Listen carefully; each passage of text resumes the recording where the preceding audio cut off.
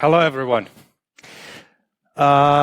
Today, we want to talk about what happens and when countries actually decide to shut down the internet.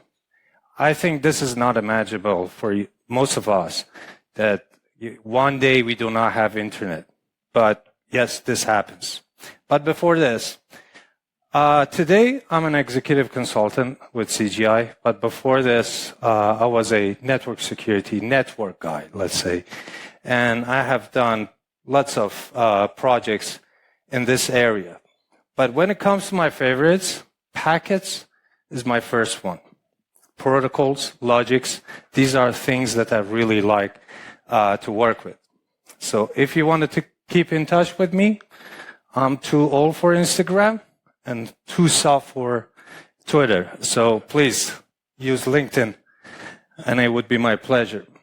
Before starting, I just want to remind that this talk is solely a independent technical research. Is by no means it's a political messaging, and all the opinions are mine. But the question is, this was my story, but does it happen in other countries? The answer is yes. Based on a study done by Freedom of the Net 2024, basically 30 countries, almost 30 countries, are doing this from time to time at different scales. So it's not only the country in the Middle East. We have lots of big names like China, for sure, Saudi Arabia, India, Pakistan, Turkey. These are all the countries that they are doing, internet censorship actively. But how actually this happens? This is where it gets technical. But before going into the tactics and the techniques, we have to recall that there are four major technologies that are shaping the modern internet: encryption, DNS, BGP, and fiber optics. The last one provides the connectivity. BGP ensures the network layer reachability. DNS translates domain to IP, and encryption provides confidentiality, protects our privacy, and integrity if authenticated. But for this to work, the censorship, they need central points. With central points, you can create control points. How? This is you. This is me, internet user. We usually connect to a mobile network operator or a fixed internet service provider or a satellite provider. Each and every of these providers, they have their own gateways. These gateways are connected to domestic online services, providers, content providers, government online services, and these are, in turn, connected to the national gateways. This is the central infrastructure or the architecture of internet in many of the countries in the world. But it's not the case with Germany, to the best of my knowledge, for example, and I will tell you later. But these gateways internally are interconnected. How? They are getting connected through IXP or Internet Exchange Points. These are basically, high-capacity switches that, big internet providers are connecting directly and, peering on top of this physical connectivity. But this is going to become the border between the user and the free world. But still, these countries need to be connected to the internet, right? Here is the internet. And internet is being provided by different tiers of service providers. Tier 1, Tier 2, Tier 3. Local, regional, and global. So these tiers are shaping the big internet. And this is the structure that the national gateways are getting connected to these tier 1 or 2 service providers, again through BGP. So this is the central infrastructure. But when it comes to tactics and techniques, it depends what layer we are talking about. If it is application layer, it is usually about DNS poisoning, SNI filtering. When it comes to transport layer, it is usually done by TCP reset injection, by packet dropping, tampering, and traffic throttling. In the IP network, or in the network layer, IP blacklisting was the old one. BGP manipulation is very common. APN filtering is another one. When it comes to physical layer, you just unplug it. Okay, so let's start with DNS. What is DNS? Machines use numbers. We are good with names. DNS translates it, right? Okay. But it's not that simple.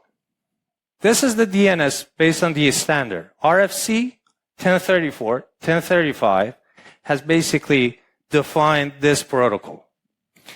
And this is the header of the DNS protocol or DNS message. But one thing, and this here down, presenting a standard healthy query response discussion between the client and the server, right? But here we have an ID. This is here. The ID. The ID basically is identical between a pair of query and response. You're going to need it. But when it comes to sending query, this DNS message has to be transported over something.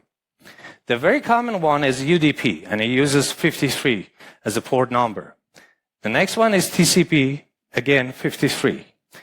TLS, 853. DNS over HTTPS, 443. These are the common transportation for DNS queries. But now, let's talk about DNS poisoning. What is DNS poisoning? Simply, you ask, what is the IP address for Google? And somebody tells you this IP. And you trust them. But that guy is a fake one. But still you trust it. This is DNS poisoning. Let's take this real packet. This IP address, 100, 400, this is just anonymized a version of it, but it's real traffic. Can somebody please tell me what is strange in this picture? Anyone? Come on. What? The third? What is it?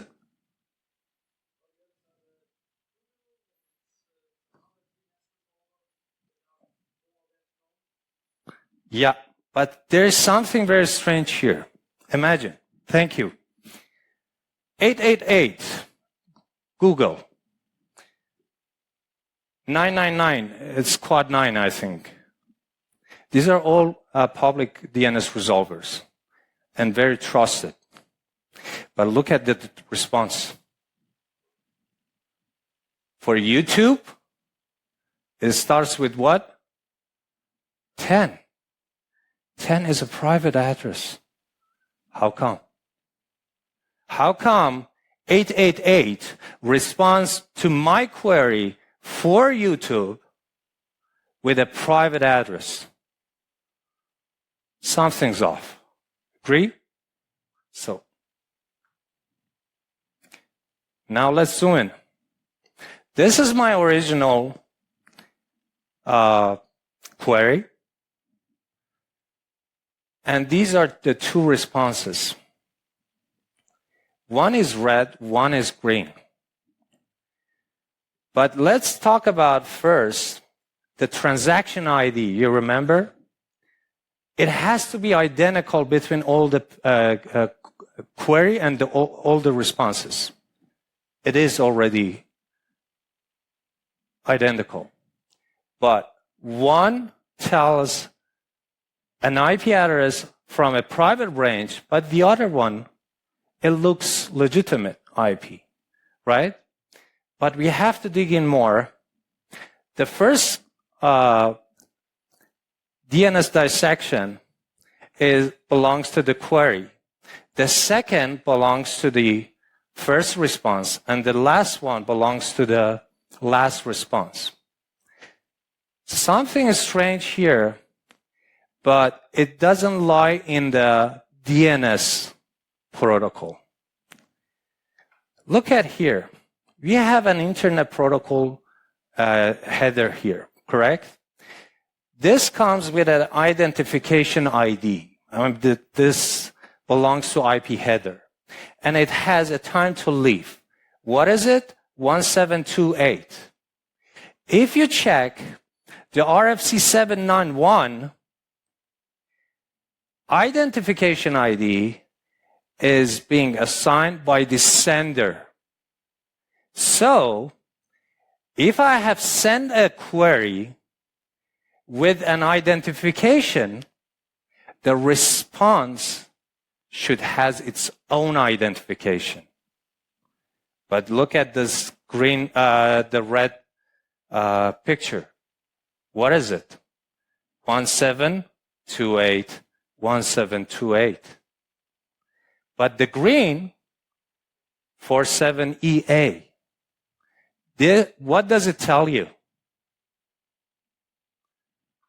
This red packet is just a copy of my own query. So something happened in the middle of the way. I have sent a query. A middle box just received that query, copied the packet, and resend it to me. The only difference between the query and the response from the middle box is this IP, 10.10.10. But it tells me something else as well, that this middle box, whatever it is, it has not dropped my original query, and my query has already reached to the final destination, which is, in this case, 888, right?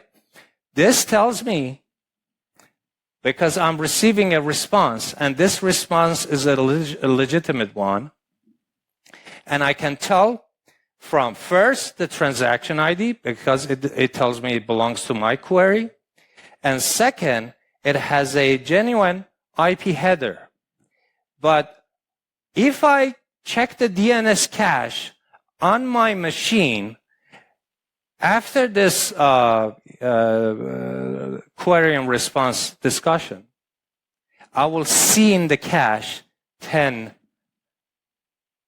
as the IP address for YouTube. How come? Good question. It is because our resolver, the operating system, takes the first response as the main one, and it discards, ignores the other packets. As simple as that. You see? Logics, protocols, packets, they do not lie. They just, they are beautiful. Seriously, I mean, you can make sense out of it. And this is how it works. But this was a DNS over UDP.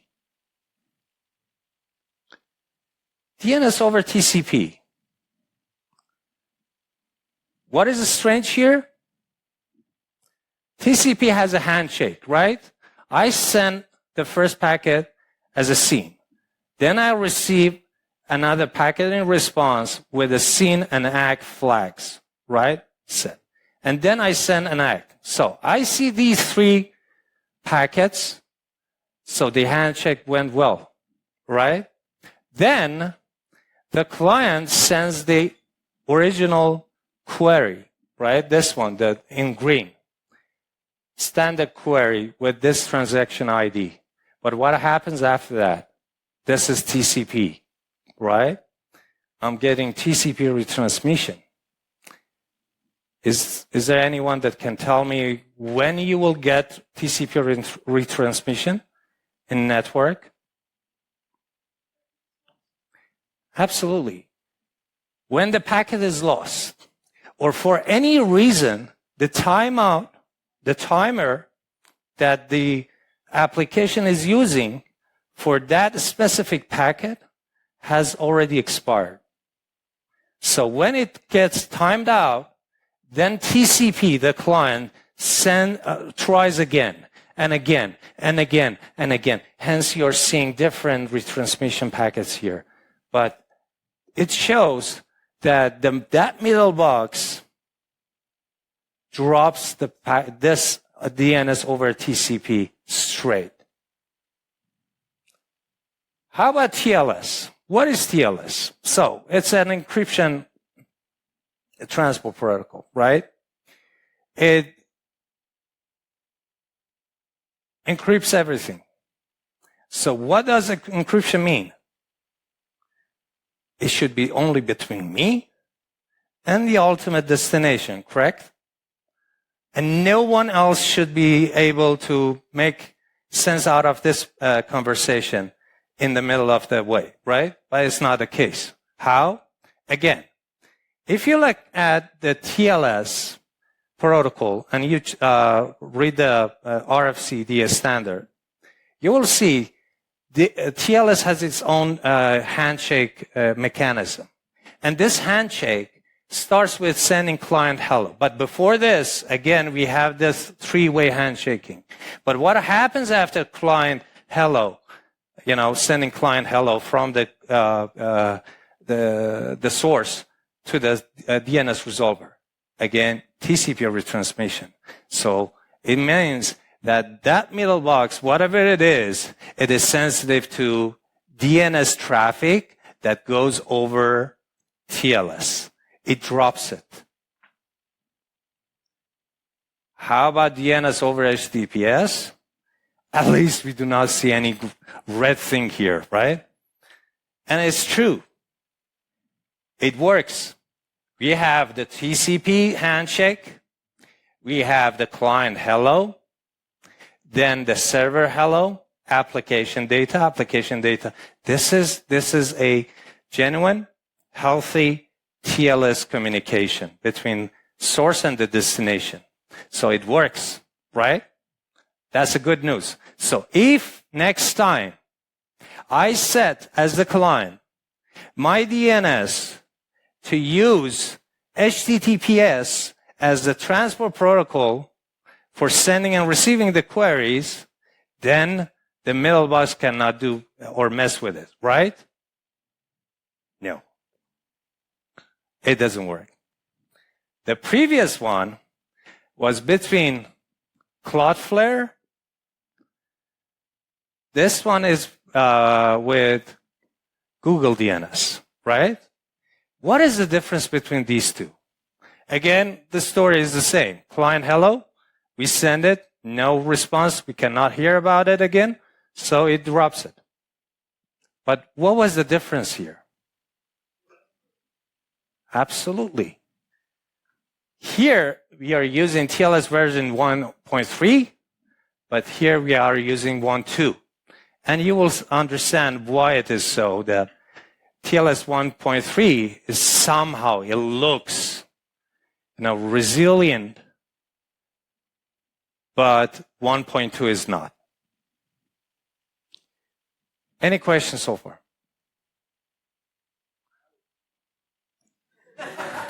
How what? Okay, that's a very good question. Here is the answer. There is a big irony with encryption. And that irony is every encrypted session begins in plain text. That's how. Why? What does it mean? So I just asked GPT, what portion of the web traffics or responses or queries are encrypted? This is his response. Not my problem. Seriously, but we can, relate to it. It's more than 90%, right? So this protocol, TLS, accounts for more than 90% of the traffic, plus another protocol, it is called QUIC, developed by Google and later were standardized.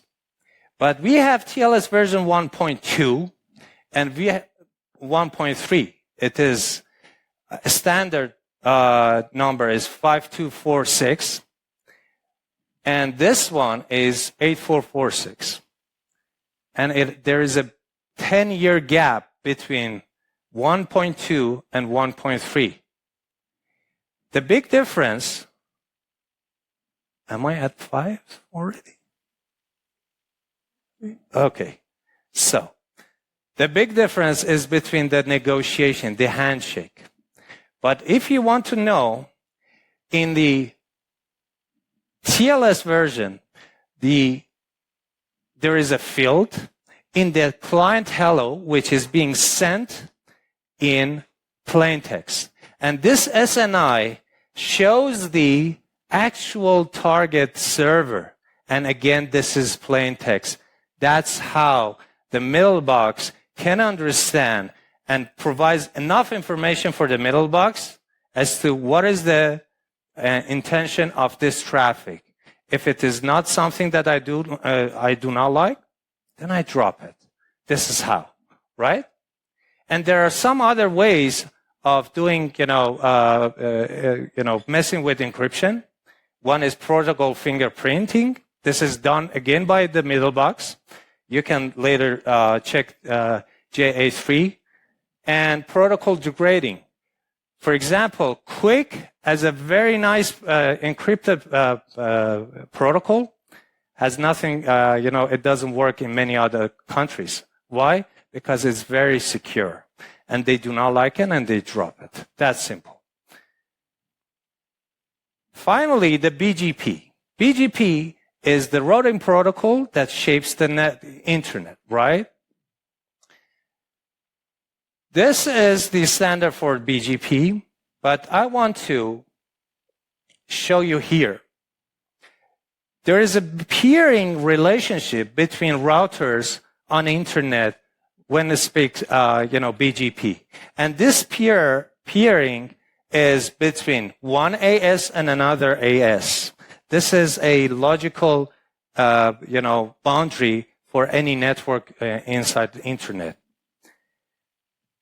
In the free world, if it is physically or, feasible, every AS can, create a peering relation between one another.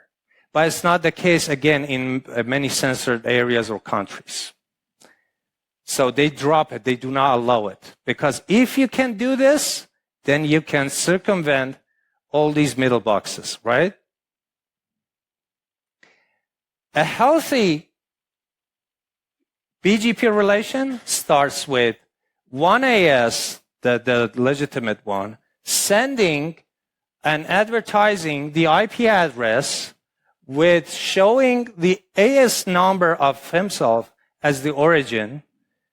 And this propagates all the way across all these ASs that have peering with one another until the AS that I as the user is connected to, right? And this is how when I want to get to 1.1, and if I trace route it, I will send my packet to the gateway of this AS, this AS, this AS, and then it gets to this AS and I will receive the a reply message. But when it comes to BGP, hijacking, something strange happens. That AS that wants to hijack the BGP create a fake advertisement of the same IP address and propagates this road down to the local ASs. And in the result, what happens here is that when I want to access the legitimate one, basically I'm being rerouted to the fake DNS. This is how it works. But sometimes it gets really messy when the AS, or either intentionally or by accident, leaks this fake route into the upstream peers. When this happens,